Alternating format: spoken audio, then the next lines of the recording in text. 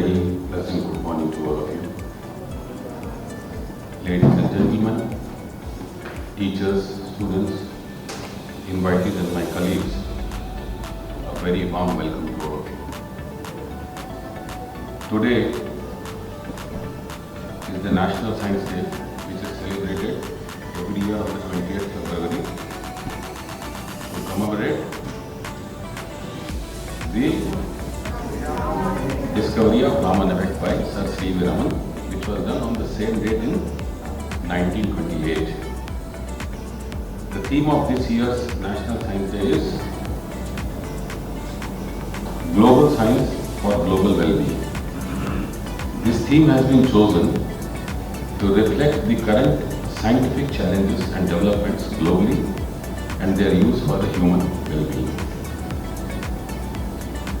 This day we have with us Professor P.V. Ranganayakulu, a renowned academician, a well-known science communicator, an author, a museologist, an historian, etc., etc., etc. So many etc.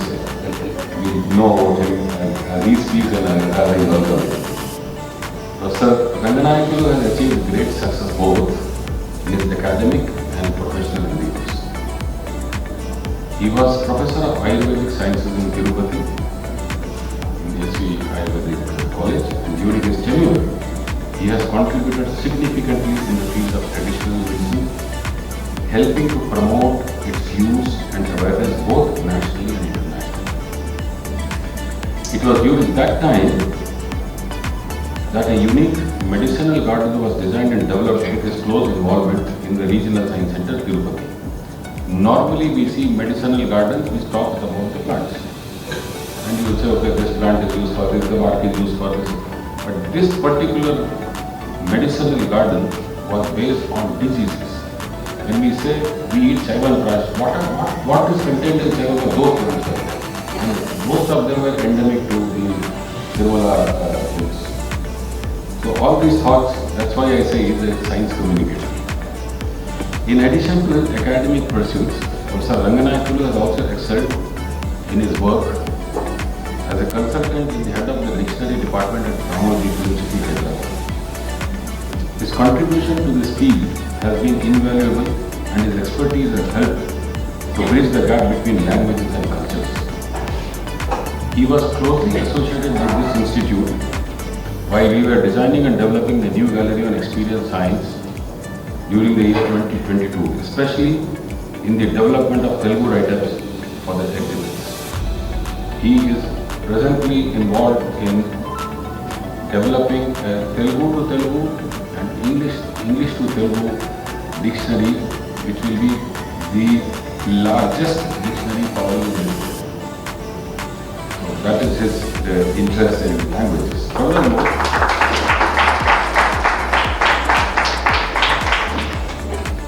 he has published more than 25 books in 3 languages, Telugu and English, known to all of us, and Esperanto.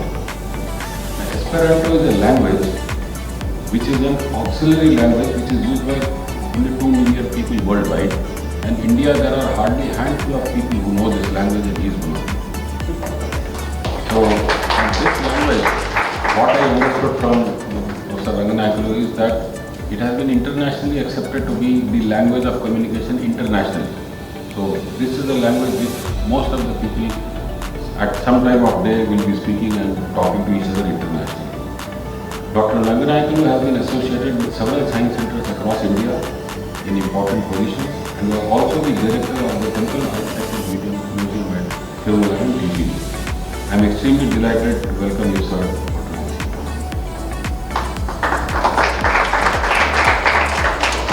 Today we also have with us Dr. M. Venkataramanan, Group Head, Atmospheric Sciences, Land Surface Processes and Climatic Studies, National Remote Sensing Center, Hyderabad. Prior to this, he was project scientist at Scripps Institution of Oceanography, University of California at San Diego, and associate professor at the Indian Institute of Space Science and Technology, Trivandrum.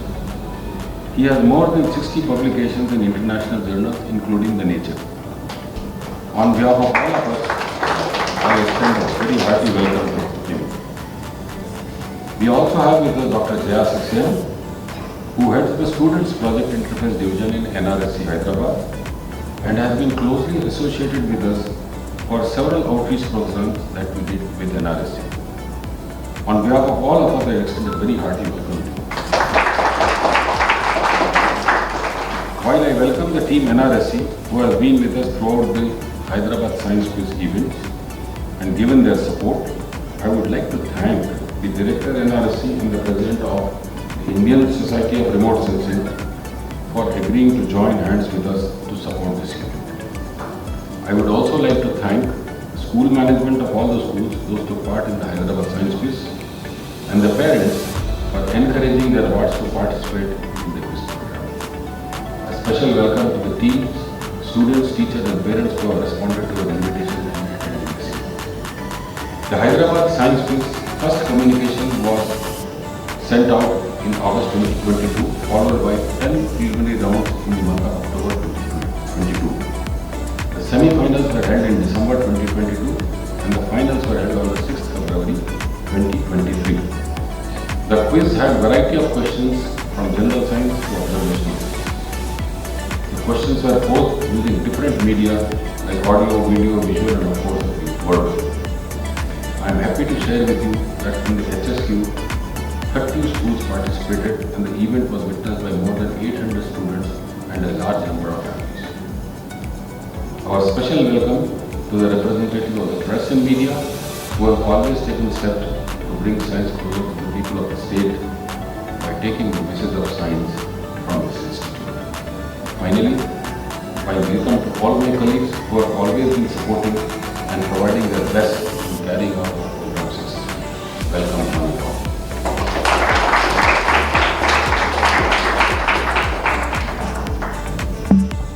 Thank you, sir. Now I request Professor Ranganath to deliver the speech.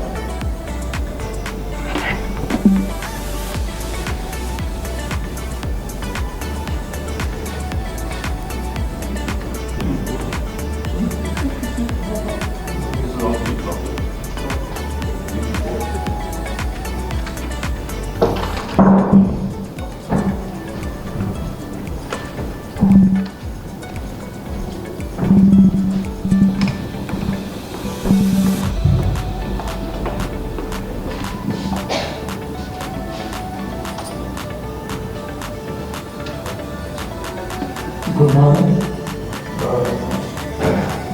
My humble namaskars to all elders here, colleagues, friends, dignitaries, and my dear students. You know, we are meeting here. We know the reason why we celebrate this Science Day. And why should we celebrate this Science Day? Because science is a very important part of our lives.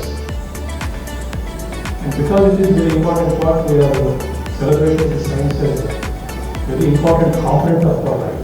And we have to understand what it gives to us and what we can do for it. So this year, every year we change the topic. Every year we choose a special topic to discuss something on this special day. So this year we are talking about the global science for the year's future. In fact, the real thing is global science for the future of the globe, the future of the world. Usually when we think of science, we know, but what is the global science? Because when we think of the global science, so what is the global science? Is there any national science or international science, or state science or regional science? In fact, science is only one. Science is only the way we deal with the nature.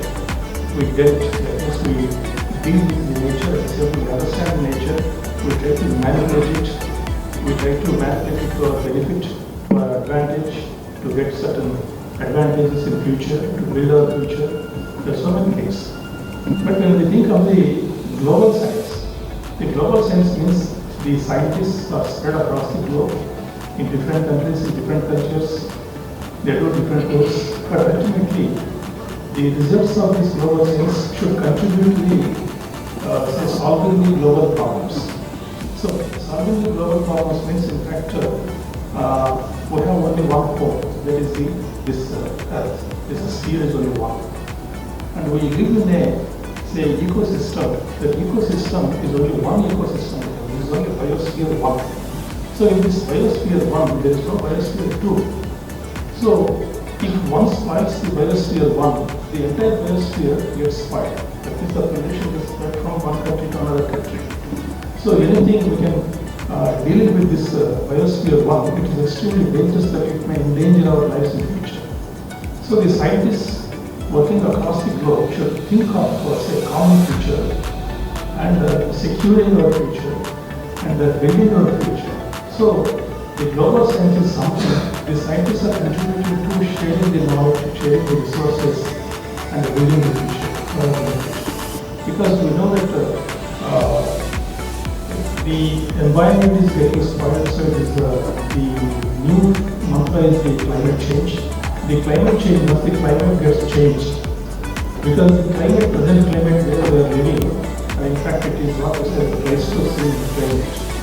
But these days we say it is the Anthropocene climate, because the human being is contributing to the climate change, and this climate may endanger our lives in future, because we don't know what happens to the microorganisms in future.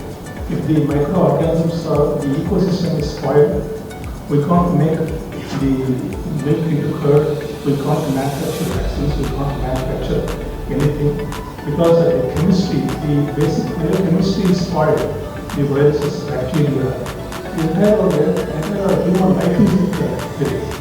So in future, something may happen. So we have to see what are these challenges. So when we think of this global science, and because we are living in India, we have to think of India's science in India. So when we think of science in India, we have to think of appropriate science. Because science is a very big canvas.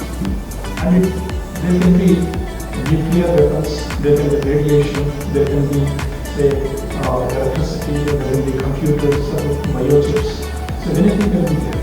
So medicine, technology, engineering. We don't need every aspect of the science and technology. We need certain aspects. Because our country, our India, we need to tailor our needs, we have to tailor our own technology. So we have to think of only appropriate science in India. And there are certain areas where we need growth. There are certain areas we don't need growth. And in fact, R&D is very important, research and development. And at the same time, the so-called interdependence is very important in this science. Usually we think that I need independence. India is an independent country. Earlier we were not independent, we were dependent on the Britain. In fact, the independence or dependence, both are the right concepts. It is the interdependence. In fact, all countries, they depend on each other. Without interdependence, we cannot have this kind of life today. Because we have certain resources that we can export. We need certain things we import, we exchange goods, we exchange knowledge, we exchange resources. Without exchanging, the world, the country cannot exist. Because there are no parallel universes, or there is only one universe. So in this universe, we have to share everything among others. So these national borders are only a temporary one. In future, what happens we don't know in the future, because the nations will change their borders. Nations may get amalgamated or may get divided. So in the global challenges, the first thing is only climate change is the first global challenge. As you know, the climate is getting changed, the temperature, global warming is happening, and the oceans are slightly increasing in volume. The level of the ocean is coming up. It is also extremely dangerous. And as you know, the wars are going on. Right now, the Ukraine-Russia war is going on. There are several small skirmishes are happening across the world. As a result, there are millions of refugees pouring from one country to another country. There are economic refugees. There are, say, different kinds of political refugees. So, how to deal with all these refugees? And in fact, the European Commission or European Economic Unity or European Union simply, they are struggling with the refugees. All the first world countries are struggling with the refugees. And the refugees are there everywhere. Even India struggles with the refugees. And every country, because these mass migrations is a big problem. This is a global challenge. It's the result of war, the result of climate. There are climate refugees because the refugees happen because of pollution. As you know, there are several factors which contribute to the pollution of the world. For instance, the textile industry is one of the biggest industry that contributes to the maximum amount of pollution in the world. Why? Because we are not satisfied with 1 or 2 pairs. We want to have, say, 100 pairs of clothes or 50 pairs of clothes at least. So we buy, we use them. So we stock everything at home because our consumerism is our religion. So the textile industry, for instance, from Indonesia, from India, there are some areas where the hot areas, there is so many chemicals we use in the processing of the cloth and the manufacturing of the cloth. And these textile pollutants are very high in the ocean water. Usually the plastic, everybody knows about the plastic. We are trying to remove the plastic from the water. And you know, when you are traveling in a car, the tire is made up of a kind of plastic. So when vehicles move on the road, so tires get wear and tear. So there is a wear and tear. The tire after a few years, the tire gets bald. So what happens to that material? The material turns into micromolecules. They fly in the air. They are kind of dust. When it rains, it flows into the rivers and ultimately reaches the oceans. So the oceans every year, oceans are getting millions of tons of plastic in the form of, say, the eroded tires. This is one example. There are other plastics also. The plastic we don't see, it is getting into the water. So there are so many challenges. So how to deal with these challenges? And health is another aspect. And food security is another aspect. So all these areas, how to deal with these things. But first of all, because we're all students, we have a future, we want to study, we want to become something. So why study science? That's very important. But I studied science is for a different reason. I came from the medical field. I studied Ayurvedic medicine. But I am more interested in the sciences. I had interest in sciences for 2 reasons. One is, I wanted to know how the brain works. That was the first interest. How the brain works. Do you know how brain works? It is an independent computer. It is a biocomputer. It has different areas. Because I am a doctor, I know I studied from brain, I can explain you how we can speak, how the brain stores the language, how we produce sentences, how we remember words. So how it is what we say the neurolinguistics. How the brain deals with the language, how the brain deals with the logic, how brain deals with, let's say, memory, intelligence. For instance, there is a explicit memory and implicit memory. Suppose you have learned swimming. So when you actually go into the water, you automatically swim. This is what we say is implicit memory. That means automatically the body knows how to do it. Explicit memory is the case you become doctor. You remember signs and symptoms of a patient, of a disease. You remember them. You prescribe medicine. You remember the names of the medicine. So there is no declarative memory or explicit memory. So brain divides everything. We also remember the faces. We remember the names. So how this brain works, ultimately the crux is, what is the self-consciousness? I am aware of myself. I know I exist. I also know that I exist. But what is this self-consciousness? I can explain awareness of consciousness, but what is the self-consciousness? So I want to know the self-consciousness. So I studied neurolinguistics and neuroscience.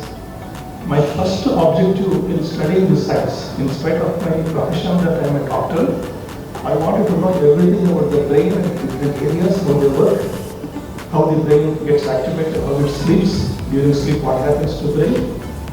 When we die, something goes out of the brain. So I wanted to know, so I studied science. That was the one reason why I studied more science, the bioscience. The second aspect is, I wanted to understand what is this space-time, what is this matter, why this matter exists in this space-time. First of all, this is a fundamental question, basic question. If you know the answer for these two questions, you will be happy. But unfortunately, still today, we are not aware of the real answers for these two very critical questions. Why the space time exists? So earlier I was, a few years back, I was studying mathematics to understand physics. I tried to understand what are the bosons, what are the subatomic particles, ultimately what is time, why they exist. Even if they exist, are there the other types of existence of this matter in different parts of the nature? What is a black hole? Suppose if a black hole bursts, ultimately how the galaxies form. So I wanted to study that. So I studied astronomy. After studying astronomy, I wanted to tell my things what I understood. So I wrote a book in Telugu about astronomy. And how the sun, every sun is there because sun and star same. Every star has a light. There are young stars, there are middle stars, there are dead stars. Stars, just like human beings, the stars, they take birth, they survive, they die. And it's a kind of recycling of the matter. But the matter recycles, why this exists, I want to know that. So, to get the answers, I read philosophy also. So, these are the two questions why I studied this, why I studied science. So, we should have certain, the curiosity is very important, I think. Without curiosity, nothing happens.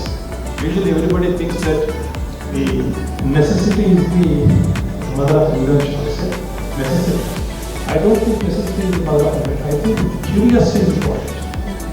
So many people, you take Newton or Einstein or any scientist, out of their curious minds, they discover things, not out of necessity. Newton did not have any need to know the gravity. It was his curious mind. So Galileo wanted to see what is out there. Galileo wanted to see what is out there around Jupiter, not around the dark stars. So he prepared his own telescope. He looked at this sky. So out of this curiosity, we are actually science is actually a teamwork across the world. So our technology basically, our development, our industrial interplanetary ventures, everything offshoot of our curiosity. If we don't have curiosity, if we don't have interest to learn, to see the nature and to learn, this development would not happen. I can ask you some questions because here all are students. In fact, I wanted to tell something to the scientists, but here they are students. I would ask you, how many of you know, say, how many birds you know, for instance, how many birds you can identify in the nature? You can identify a crow, a sparrow, eagle, 4 or 5 birds. But you know, in and around Hyderabad, there are more than 100 birds you can identify. How many of you can identify the trees on the road? Can you name a tree? Can you see how many trees are there? How the flowering is there? How the leaves are there? Can you see the insects? How many insects are there? They are all enemies. They are not our enemies. We are all living together. The insects, mosquitoes, reptiles, they are all serious to us in evolution. We are new people. We came late into the world. They are living here for the billions and billions of years. So what is there around you? If you don't have curiosity to observe the nature, to understand it, you will not be a good human being, I think. So you should have a curiosity. That curiosity will take you to everywhere. In fact, when you think of the science has hundreds of millions of years of history. But we think modern science started probably in the last, say, 300 to 400 years. You are right, but the modern science is not it's a very nascent new science. But in fact, science has roots into civilizations. In the Egyptian mummies, 4,000 years back, they could preserve a dead body, which are still today without any decomposition. You can see the dead bodies in the Egyptian mummies. You can see Chinese have discovered an instrument that can actually tell you the scale of crack. In the Indus civilization, we had a language that is still now not deciphered to become a modern science. Perhaps you would be interested to know about the Bologna University. I would say Bologna University in Italy could be the first kind of university, that is the real academic university.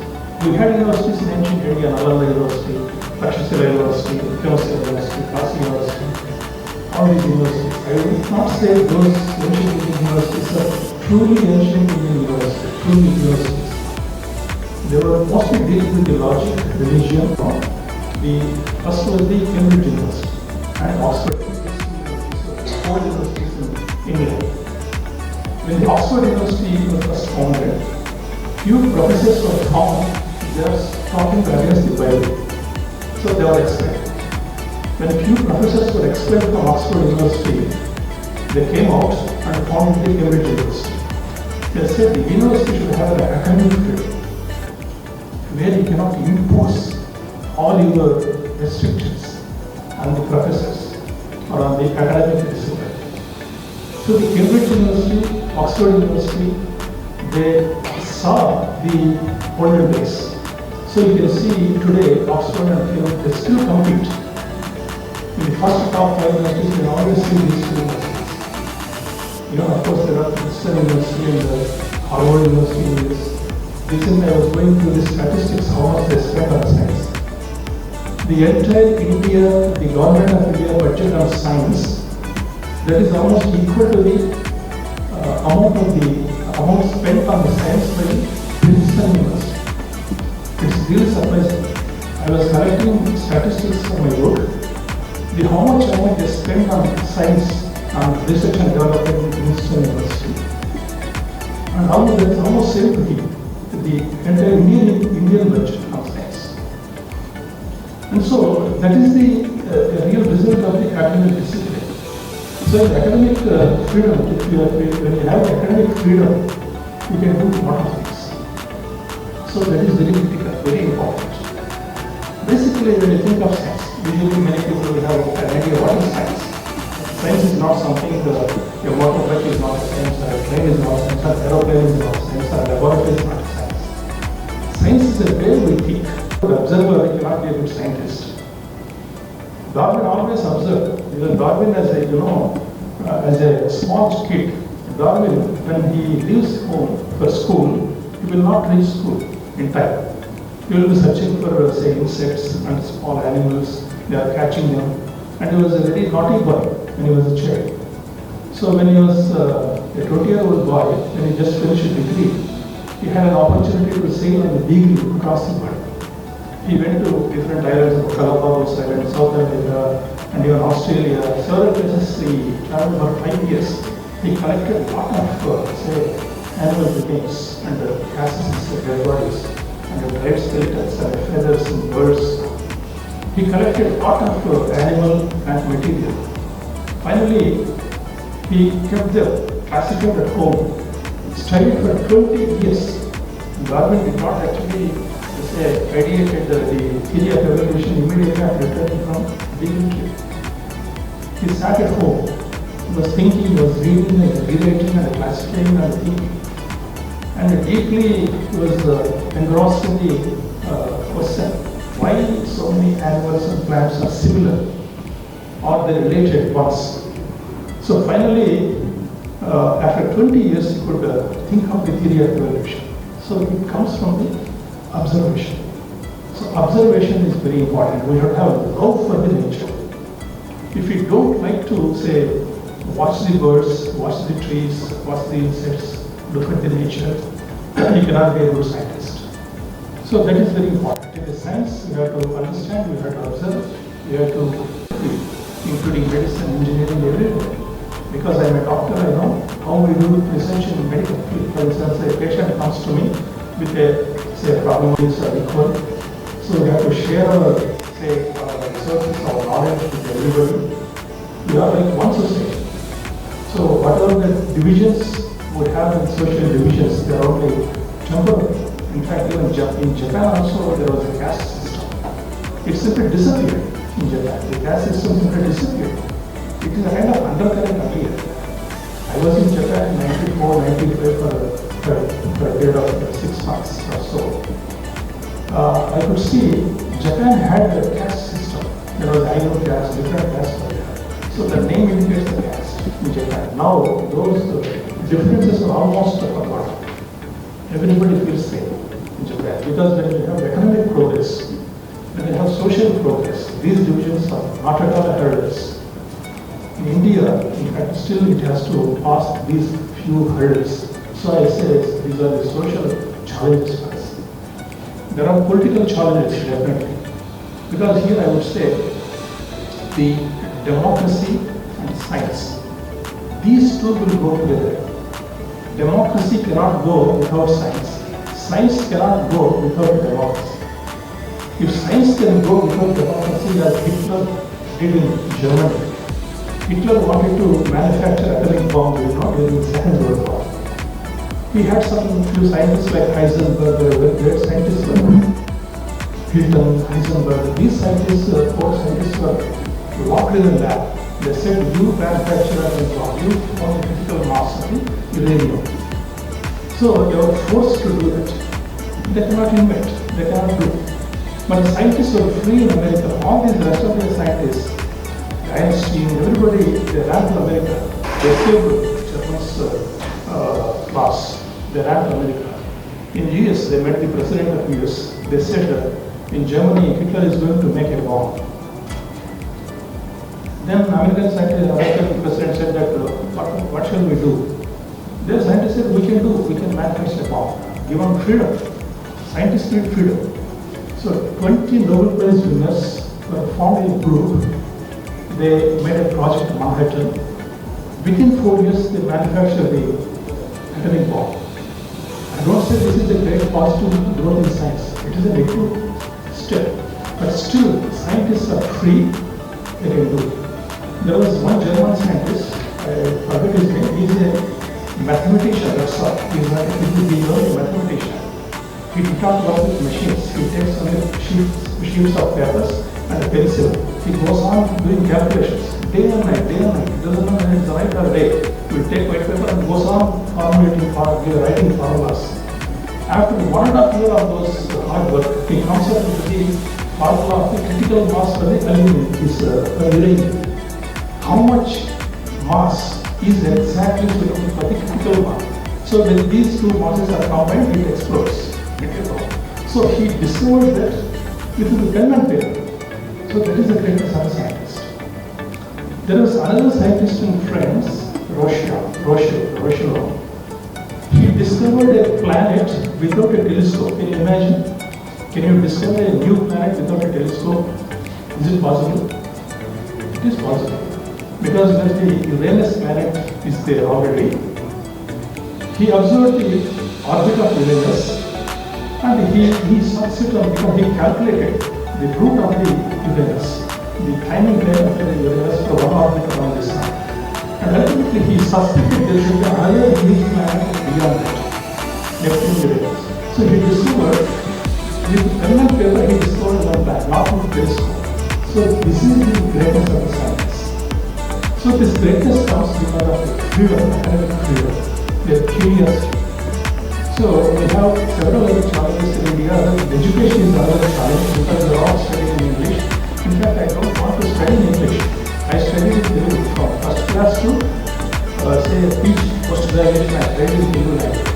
I am a high-level graduate. I studied in Telugu, BAS. And I studied in history in Telugu. And I did my PhD. And my professor did not accept my thesis in Telugu. So you have to write in English. So I wrote my thesis only in English, in PhD, not up to MA, I studied in Telugu. Studying in our mother tongue gives you clarity. You understand the concepts. You are very thorough with the science and the language. So here in India, our policy is it should be mother tongue based multilingual education. Mother tongue based multilingual education is a policy that is practiced across the world in all the countries now. Even in America or England, students are taught second language. At least you have to learn 2 to 3 languages. In India, we are polyglots. For instance, we speak 2 to 3 languages in India very easily. And Mr. Kumar was mentioning you about something about Esperanto, okay? Have anybody heard about Esperanto earlier? Esperanto అనే పదం విన్నారా ఎప్పుడైనా మీరు ఎప్పుడు వినలేదా? I'll speak in that language a few moments so you try to understand what is. Mi estas esperantisto, mi lernis la Esperanto lingvon antaŭ 40 jaroj. Mi lernis tiun ĉi lingvon por vidita mondon kaj mi studis la medikamenton kaj mi studis la medicino. Mi iris al aliaj universitatoj kaj mi studis mian medicinon al la studentoj kaj mi estis bone akceptita tie. Did you understand anything? You are knowing that? But this is the international language. This is Antarjatiya Bhasha antare. Esperanto. You have access to Google. So Google ko adagandi. What is Esperanto adagandi. ESPERANTO. Esperanto. Now we have access to ChatGPT. Anybody using ChatGPT? Okay, right. Already you are using ChatGPT. So ChatGPT is just very new technology we have access to. You ask ChatGPT, what is Esperanto? It will tell you what it is. It is a planned language. The policy behind Esperanto is, suppose this mic is artificial, it is synthetic, okay? We have manufactured. We have manufactured this mic. We have manufactured this laptop, this screen. Everything is man-made.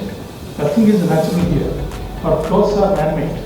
Our watch is man-made. Everything is man-made. Then why not a language? భాషను తయారు చేసుకోవచ్చు మనం. ఇప్పుడు మీరు ఎవరైనా French నేర్చుకున్నాం అనుకుంటే 2 ఏళ్ళు దృష్టి పడతాం, జర్మన్ నేర్చుకోవాలంటే 2 ఏళ్ళు దృష్టి పడతాం. నేను మెడికల్ స్టూడెంట్గా ఉన్నప్పుడు ఒక లాంగ్వేజ్ ఫారిన్ లాంగ్వేజ్ నేర్చుకోవాలని ముందు ఫ్రెంచ్ పుస్తకం తీసుకున్నాను. 6 నెలలు చదివినా, దిక్కు తోచలేదు, నాకు కొంచెం కూడా రాలేదు. దాన్ని పక్కన పడేసి మళ్ళీ జర్మన్ లాంగ్వేజ్ తీసుకున్నాను, అదో దాంట్లో చదిలేదు, రాలేదు. తర్వాత రష్యన్ తీసుకున్నాను, రష్యన్ కూడా చాలా భాషలు ఎక్స్ప్లోర్ చేశారు. లాస్ట్ 2 years, ఒక 2 ఏళ్ల పాటు నేను డిగ్రీ చదివే రోజుల్లో ఏ లాంగ్వేజ్ పూర్తి రాలేదు. అప్పటి గురించి ఈ భాషలో చెప్తారా అని ఉత్తరం వచ్చింది. దానిపై ఖచ్చితంగా కోసం వెళ్ళి చాపలు ఉన్నారు. ఆ రోజుల్లో వీసా కూడా లేదు. మీకు తెలిసే వీసా కావాలి. ఇంగ్లాండ్ వీసా లేదు 82, 83లో. టికెట్ కొనుక్కొని విమానం బస్సు ఎక్కడ టికెట్ వెళ్ళిపోవడం. వెళ్ళి ఇంగ్లాండ్లో ఊరూరు తిరిగాను. స్కాట్లాండ్, ఐర్లాండ్ అంతా కాదు, ఎంటైర్ యూరోప్ తిరిగాను, ప్రతి ఊరు తిరిగాను. I worked in different office and volunteer there. That open my eyes to the world. అప్పుడు మంచి అర్థమైంది వాట్ ఈస్ దిస్ వరల్డ్ అనేది. యూరోప్లో probably I spent days together in British Museum, British Library. I visited the Philips head office in Netherlands, in Germany, in France, several offices. I talked to several doctors. Then that really opened my eyes. Then I came to know the world is very big. So the language is very important for us. You should be able to speak clearly first in your mother tongue. Then your second language is English. Then you learn something else. So when you learn 3 languages, your brain will be very healthy, very healthy. English లో టిప్పు తెలుసా మీకు? అమెరికాలో ఎవరైనా తిట్టాలంటే is a monoglot అంటారు. Monoglot means a person who speaks only 1 language. Monoclot. So we should not be monoclots. We should be bilinguals or trilinguals or polyglot. Polyglot అనే పదం తెలుసా మీకు? Polyglot is a person who speaks 4 or more languages. Polyglot. Later I learned to speak Sanskrit also. Of course, Sanskrit is also very easy to speak. You have to practice yourself. Because I am not in the dictionary project. So because I am not in the dictionary project, I should learn Sanskrit. As a doctor, I know Sanskrit. I started speaking it. So language is a very interesting area where science comes alive. You learn science also in the language. So I think the linguistic skills, the expression is very important in the languages. For students, the education, you will feel your progress is well when your progress in language is good. So you focus on the language and don't forget your mother tongue. Mother tongue is very important. You have to speak it, you have to write it. How can you scale the level of your mother tongue, your skill of your mother tongue? You read poetry and understand, then your mother tongue is good. తెలుగులో మీరు కవిత్వం చదివి ఆనందించాలి. తెలుగులో కవిత్వాన్ని చదివి ఆనందిస్తే అప్పుడు మీ mother tongue బాగుంటుంది. చాలామంది స్టూడెంట్స్ ఈ మధ్య పోయిటరీ చదవరు. పోయిటరీ అంటే ఏమిటి అని అంటారు. పోయిటరీలోనే అందం ఉంది. పోయిటరీ చదవాలి. శ్రీశ్రీ మహాప్రస్థానం కానీ, కుందుర్తి ఆంజనేయులు రాసిన గేయాలు కానీ, దాశరథి రాసిన పాటలు కానీ, అందులో భావాన్ని భాషని అర్థం చేసుకోకపోతే మెదడులో కూడా left side brain is different, right side brain is different. The left side hemisphere, right hemisphere, left hemisphere, they deal different things. Left hemisphere speaks into the meaning, the rationality of the language. The right hemisphere speaks into the aesthetics of the language, the beauty of the language, the word choice. Suppose Sri చోట చెప్తాడు, గతమంతా కలిసి రక్తమున్న కాకుంటే కన్నీరులతో గతమంతా కలిసి రక్తమున్న కాకుంటే కన్నీరులతో. గతంలో అంతా యుద్ధాలు జరిగి చాలా మంది చచ్చిపోయారు. ప్రపంచమంతా వెలిగిన దొరకదు రహస్యంలో కానీ చోటు. ప్రపంచంలో ఎక్కడ యుద్ధం జరిగిన చోటు కానీ అక్కడ దొరకదు. గతమంతా కలిసి రక్తం ఉన్నాను అంటే గతం ఎట్లా తెలుస్తుంది? రక్తంలో రక్తం తడవు, గతంలో రక్తం చాలా చెందింది. So that is the aesthetic expression.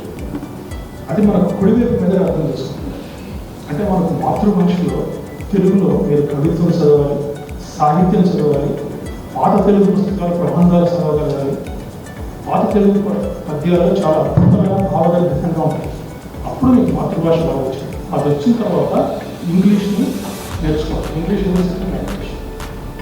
If you have patience and time and efforts, ఈ మధ్య డూఓలింగో అనే యాప్, ఏ భాషను మీరు మొబైల్తో నేర్చుకోవచ్చు, అన్ని ఫెసిలిటీస్ ఉన్నాయి.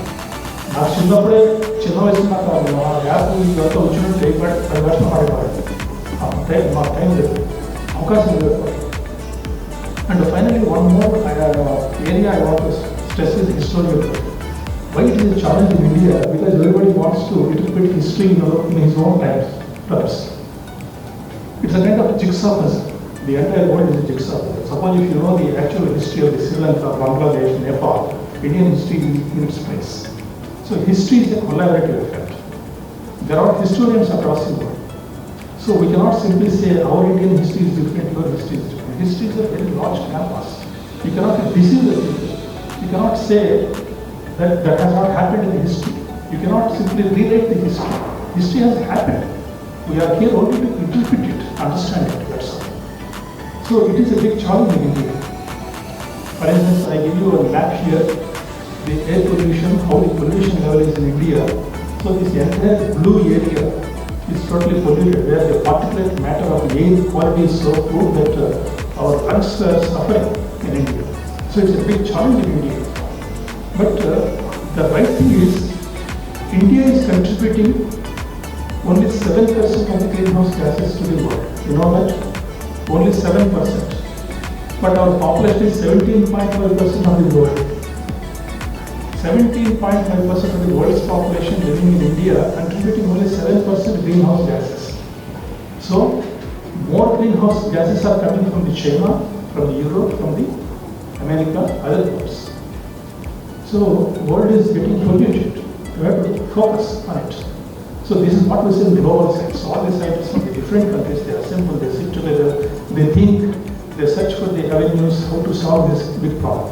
So, by 2030, probably by implementing the Kyoto Protocol or even the recently COP23 meeting happened at Cairo, Egypt, they have wanted to bring down the greenhouse gases by 2030.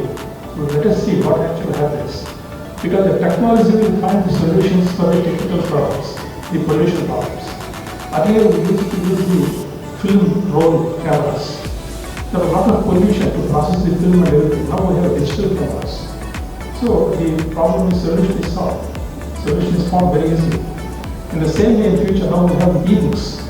We have a Kindle reader. You can read the books in a computer. Of course, books are also important. We have automated technology. For everything in future, we have alternatives. In the place of lights for the vehicles, scientists are now trying to find a synthetic material that will not erode over time. So it will stop the plastic going into the ocean. There are very monstrous robots working in the ocean that collect the plastic and recycle it. So we are trying to find the solutions for the world. We try to keep the world as it is, at least for the coming few thousand years. So we need a strong UN, United Nations. Probably, I don't say we need a world government. It is not possible in the near future. Probably strong UN will contribute to several aspects of it. So when the very strong UN, for instance, you take the WHO, World Health Organization, it can dictate that to the state governments or national governments. Say, in the recent episode of the Corona, we have discovered, we have made a vaccine in India. India made a vaccine. It's a great achievement for Indians. And there was cooperation from different countries. China made a vaccine, Russia made a vaccine, Britain made a vaccine, America made a vaccine. And all scientists sitting together making vaccines. And planning healthcare is a great achievement. So we need a strong WHO, we need strong United Nations for the political structure, probably to prevent the wars in future. Still we are in a very bad times. Like you see, the Ukraine-Russian war is going on. I was in Ukraine in '97 for a few months. I was introducing Ayurvedic techniques in Ukraine hospital in Kyiv. I lived there for 2 months. I have friends there. Almost every day I talk to them, every week I talk to them on Facebook. My friend, who is a doctor in Ukraine, in Kyiv, he sent his wife and child to Poland. He is now fighting with a gun on the streets. You can imagine, all the different buildings are smashed. I still remember my days in Kyiv. The roads are so beautiful, buildings are so beautiful. Now the entire landscape is changed. It's fine. So these wars are wounding, it's a kind of nukes on the globe. So we have to heal them. To heal, we need a kind of political change. What kind of political change? I have a solution here. Recently I read a book, last year I read a book. This book is Why Nations Fail. Probably this book is not suitable for kids. You cannot read this book. Probably you remember, probably in future you can read this book. Or else you ask your parents to read this book. This book gives you what is the problem with the world. Why some nations are successful, why some nations are failing. It tells you how a nation can progress. It's not the environment that fixes. Earlier we thought that environment, climate will fix the destiny of the society. Say India is a hot climate, so we don't work more. We take rest under the trees, so we don't work. When we don't work, when we are lazy, we can't produce more material. So we cannot become rich. In Europe it is cold, so they work more. When you work more, your body is healthy. When you work more, you produce more. When you produce more, you become rich. So it is a theory proposed by certain philosophers like Taggade. Taggade in the 18th century, he said in history, some countries are destined to poverty, some countries are destined to riches. But it is wrong, it is proved wrong. You see Singapore, for instance. Singapore actually sits on the equator. But the big one, it transformed the society of Singapore. And Malaysia, future is transformed in the last 30 years. And similarly, Taiwan. In Taiwan, future is hugely transformed. Japan, for instance.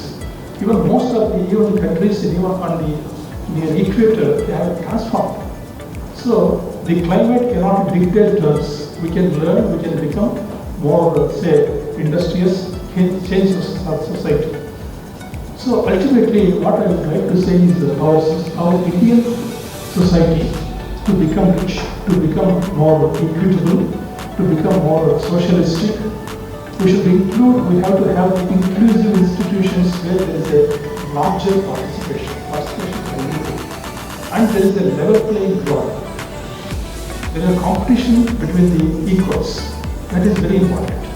For instance, it is not the scientists that propel the nation into the future. It is the politicians that propel the society into the future.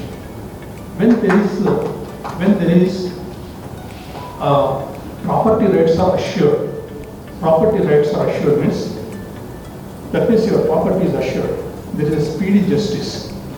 There is incentive for the discoveries and inventions. Everybody will become a scientist. There is no genetic differences between Americans, Britishers, or Indians or Africans.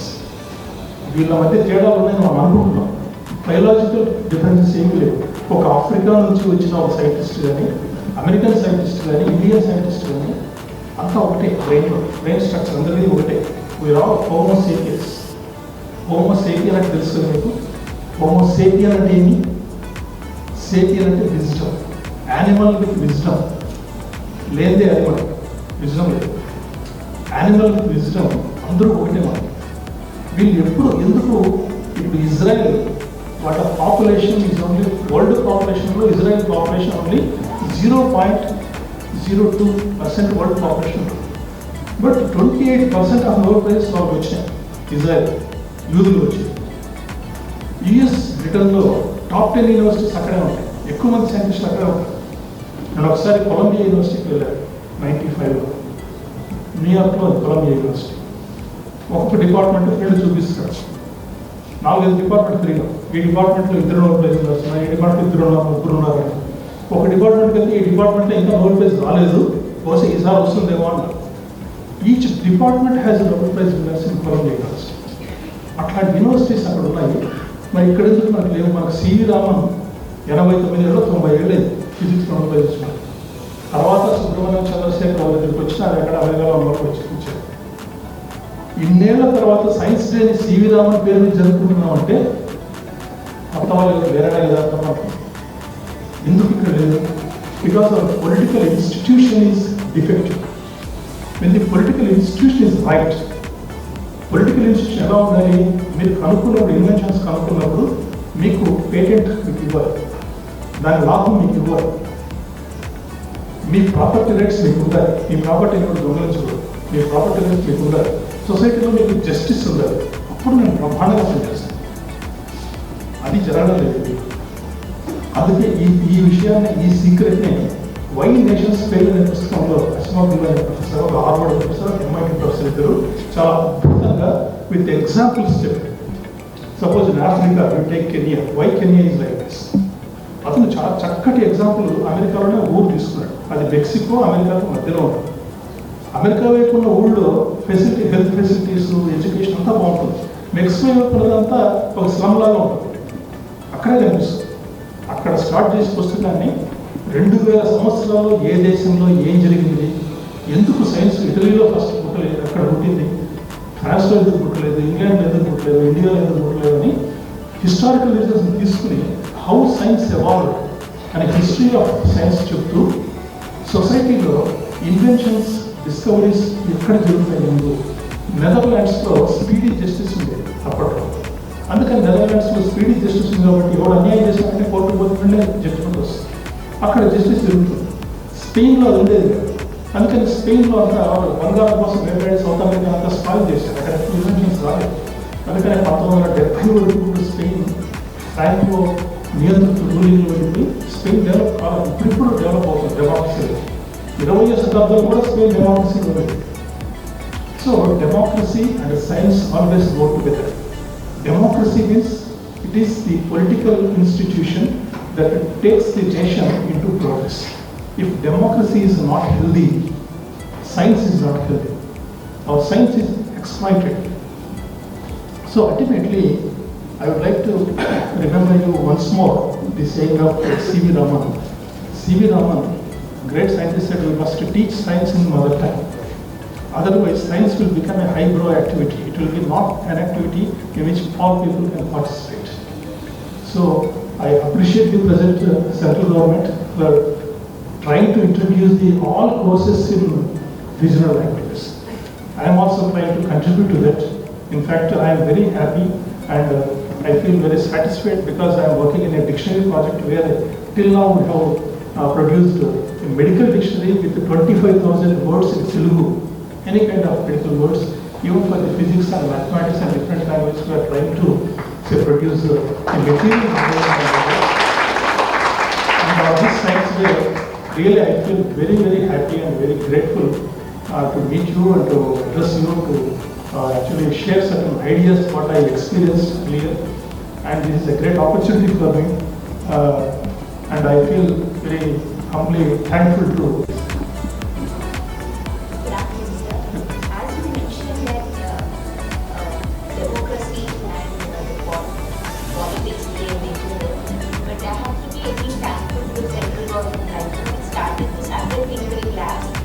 as well as school innovation ambassador program, as you mentioned, property rights.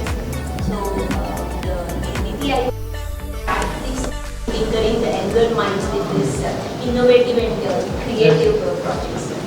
So it's like Yes. one step ahead. We have 1,000 steps to cover, but schools are into these programs. Yes, this Atal Tinkering Labs is a very good project. The same, until and unless we have education in mother tongue, we start education in mother tongue. I will give you one example. In 1650 or so, the European powers they reached Japan islands, just like India. They also reached Japan. Britishers came and French people, British people, they occupied India. Ultimately, they ruled India. In 1650, when European powers reached Japan, Japanese thought, why you are coming here? Ultimately, they closed the islands for 200 years. Until 1850, they did not open the country for us. So Japan did not go into colonization. మనం స్వతంత్ర దినోత్సవం జరుపుకుంటున్నాం. ఒకసారి Japan అతను అడిగాడు, మీరు స్వతంత్ర దినోత్సవం జరుపుకుంటున్నారు, సిగ్గులేదని ఇచ్చాను. సిగ్గులేదని స్వతంత్ర దినోత్సవం ఎందుకు జరుపుకోవాలి? సిగ్గుపడే దినం అది. మీరు పాలనలోకి వెళ్ళిపోయారు, బయటకు వచ్చామని పండుగ చేసుకుంటారు, మీరు సిగ్గుంటారు దానికి, అది మానేసేయండి అని అన్నాడు. జపాన్ వాడు ఎప్పుడు లొంగిపోలేదు. జపాన్ ఇంకో దేశం ఆక్రమించుకున్నాం, వాడు క్లోజ్ చేశాడు. ఎప్పుడైతే 1850లో దేశాలు వీఆర్ ఆల్మోస్ట్ 1 century డిలే. ఇండియాలో ఇప్పుడు సెంట్రల్ గవర్నమెంట్ మాతృభాషలో చదువుకోవాలని 100 ఏళ్ల తర్వాత మనకి ఆలోచన వచ్చింది. కొత్తలో మనకు పర్వాలేదు, దీన్ని సరిగ్గా చేయాలి. అనువాదం చేయమంటే గూగుల్ ట్రాన్స్లేట్ వాడుతున్నారు. Google translate is absurd. It is only 50% correct. You cannot use Google for translate. We have to put our resources, we have to put our time, we have to human translation is important. And adult tinkering labs and education mother tongue will definitely in future we get results. Not now, I can't say immediately within decade or 20 years we get results, but in future definitely India is going to, because India is going to, when we realize we are going to get results. That too subjected to political democracy. When the political democracy is there, when there is a freedom for opposition as well as ruling party, and there is a property rights. I don't think property rights, we have proper property rights in India. నాకు పొలం ఉంది, వాడు కంప్యూటర్లో దాని assignment అంతా ఇంకోటి పేరు నేనేం చేయలేదు, కోర్టుకు పోతే కేసు జరగదు. We don't have property rights right now. Right now we don't have property rights. So until unless we secure our property rights, we secure our education mother tongue, and until unless we have the speedy justice, that is very important. Supreme కోర్టులో ఎన్ని కేసులు నాకు తెలుసా మీకు? లక్షల్లో కేసులు pending చేస్తున్నాయి. ఇండియాలో మనం కోర్టుకు పోయామంటే కేసు పెట్టోడైనా చచ్చిపోవాలా, మనమన్నా చచ్చిపోవాలి, ఇప్పుడే సాల్వ్ అవుతుంది. మనం ఇద్దరు బతుకుంటే కేసు సాల్వ్ అవుతుంది. That is situation in India. So until unless we achieve transparency in legal judiciary areas and achieve the political democracy in the political democracy, then science will grow. So without sans these constraints, we cannot go ahead. So at least it is a great opportunity for me. Thank you very much.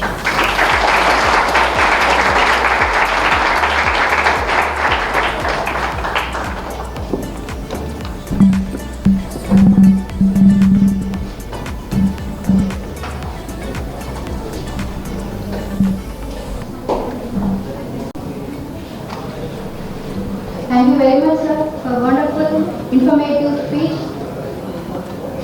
I'm sure that your talk will motivate us to do more and take science to global level.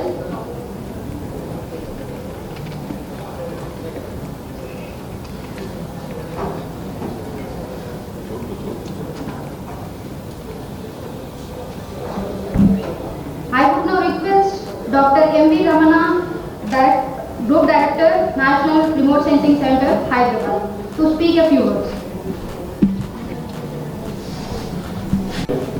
I'll just take 2 or 3 minutes and then I'll say. Dear distinguished Sri K.G. Kumar Garu, Director of this center, and then Professor Ranganayaki Garu, retired Professor SV University, Birla College, and my colleague Dr. J.S. Saxena, NRS, and then teachers, students, esteemed scientists, and media, press, and fellow citizens and colleagues. Good morning to all of you, and a warm welcome to all of you once again. It's kind of, I'm feeling elevated or kind of honored to be here on this gathering, especially related to National Science Day. The first thing that I wanted to convey to the student is, yes, Sir C.V. Raman got a Nobel Prize in physics for his discovery, Raman effect. The most important thing that happened to India is he kept India on the world map of discovery. That is what it really benefited to India. That is the international level that he gave it to us. The second thing is he also helped our younger generation, or kind of gave motivation a lot of us to take the science or to do the research in the physics or chemistry or mathematics, science areas. So these are two things that he has really done to us as well as to India. But India took a couple of years to realize this, and then decided to celebrate this day every year, November 28th, as a National Science Day. Of course, the Government of India celebrates and based on theme by theme by theme. This year, the theme is very interesting theme given by our Union Minister, Dr. Jitendra Singh sir, and the theme is Global Science for Global Well-being. It is actually in sync. It is the right time that this topic came. Now India is leading the G20. So keeping that in mind also, they have chosen this topic.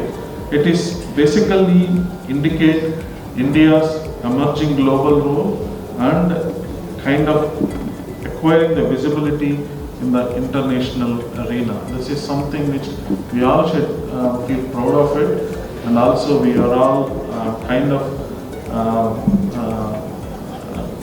recognize that India is kind of started leading G20. It's not a joke to lead G20 nations. And then coming to the why I am here, we have a society called Indian Society of Remote Sensing. The headquarters is located in Dehradun. The main objective of that society, it is a completely research body, and all the Padma Shris, Padma Vibhushans and all of the members of this society. The main thing that we do is serving the humanity through space technology. That is the motto of Indian Society of Remote Sensing, and we have kind of 23 chapters in around India. And in Hyderabad we also have a chapter that is the second biggest chapter of all ISRS bodies. The first one is located in Ahmedabad, where they have like 700 members. In Hyderabad we have something like around 500 members. And then currently our director, NRSC director, Dr. Prakash Chauhan, he happens to be the president of that ISRS society, and unfortunately he could not come because simultaneously there is a big conference is going on. Same thing what our professor Ranganayakulu sir has discussed about climate change and extreme weather events. So he has to chair the session there. And for the Hyderabad chapter, Dr. V.V. Rao Garu is associate director of NRSC. He is the chairman of the society for the Hyderabad chapter. Unfortunately, he has to also to be there. And I happen to be the secretary of the society, so I kind of came here to congratulate all the award winners, and at the same time to convey ISRS message that we are there to help no matter what. And please come with some such ideas. We will try to fund and support anything related to student activity, especially related to the technology or science related projects or anything like that. And the second message that I wanted to convey is, of course, my colleague is there, that we have a center called Outreach Facility at Jidimetla, which is very near to Balanagar, around 7 kilometers.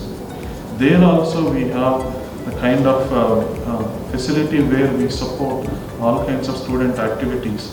So please visit, please be in touch with Dr. Jaya Saxena Madam. There also we have facilities and you can visit, and then also do your, if you have some ideas you wanted to execute by yourself under the guidance of us or individually, there the facilities are available. You want anything like computer or infrastructure or funding or anything, you have some idea that you wanted to execute, you just write a proposal or whatever the idea that you have. You put it into a pen and paper and give it to them, and they will make sure that it will happen. So that is the kind of facility that they have right now at GD Metla campus. Please make use of it. Any idea, at any point of time, whether it is a 5th class student or intermediate or BTech or PhD, whatever it is, they will assist you. That is the kind of center that they have. And finally, I thank Dr. Prakash Avan sir, who is the instrumental behind all this support and also encouraging us to support all these activities. And then finally, in conclude, I express my gratitude to Sir Kumar sir for giving me this opportunity, and also I thank one and all for coming to this occasion and then making it a more memorable event. Thanks a lot. Thank you.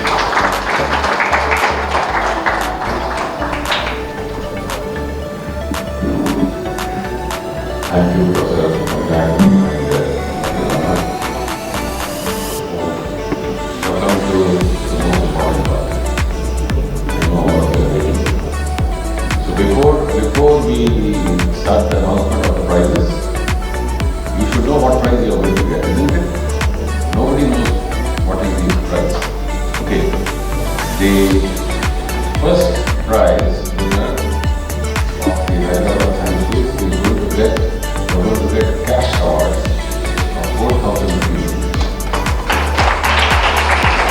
The second prize winner will get a cash award of 3,000 rupees each with that. The third prize will get third prize is 2,000 rupees and the fourth prize is 1,000 rupees. Now I will take Dr. Nagapani to announce it.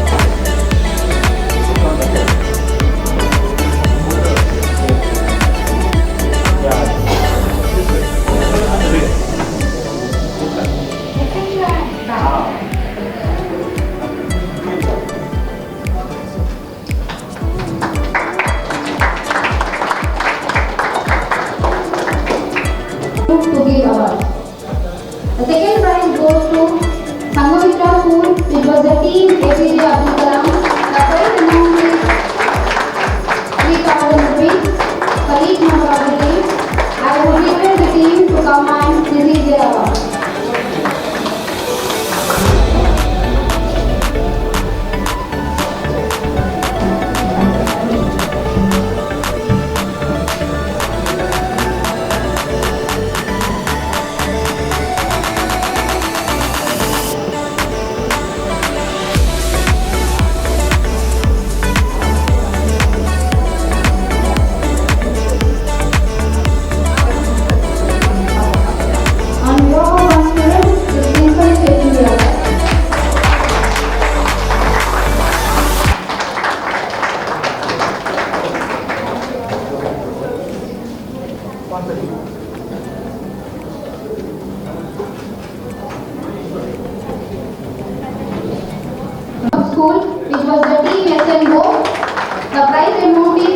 4,000 rupees for each member of team.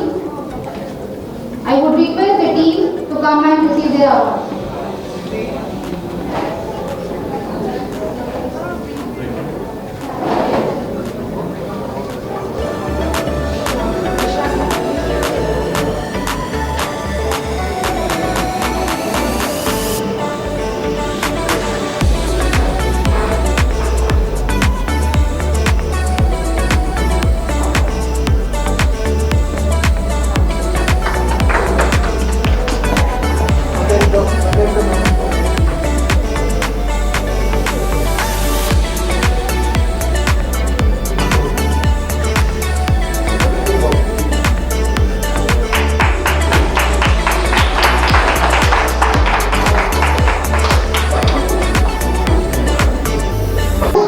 Mr. T.J. Kumar, Director of GBBR3.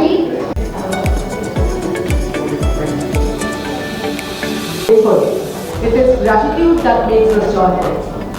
It's my privilege to propose a formal vote of thanks today on this memorable occasion of National Science Day celebrations 2023, which is jointly organized by Birla Science Center and National Remote Sensing Center, Hyderabad. At the outset, I would like to extend all the diversified fields of science, mathematics, planetary and space science, remote sensing, general knowledge, etc. is definitely his brainchild, and his efforts in making this a highly commendable.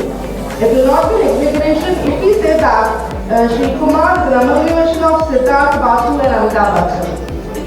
I convey my sincere thanks to the team of Birla Science Center, Kothari sir, Geeta madam, Sunanda madam, Nagmani ji and all the team members for their continual efforts and support. I would like to place on record a special note of thanks to Indian Society of Remote Sensing ISRS headquarters and ISRS Hyderabad chapter for their unstinted support and cooperation in conducting these events.